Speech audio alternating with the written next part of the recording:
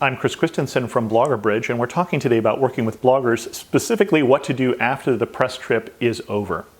Remember, you had a plan before you went, how much content you were looking for, maybe even what sort of articles you wanted written or what kind of themes that they were going on. Revisit that when they get home. Make sure that they got all the content they needed. It may have been that that person that you wanted them to interview wasn't available, so you're not going to get that piece. Can you get something else instead? So revisit that, revisit the schedules, make sure everybody's on the same page, and then think about what you're going to do with that content. How can you promote that content that you've now paid for with whatever budget you have, and get the most out of it? How can you promote it with social media? How can you use it on your blog and link to it so that they have long-term value? How can you promote it in newsletters? Can you use it in different ways?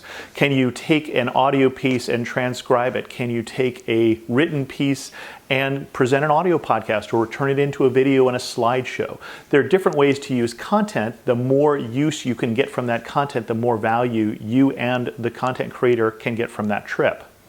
And then don't forget to ask for feedback. What could you have done differently on this trip so that you can make things better for the next trip? What things went well? What things could use improvement?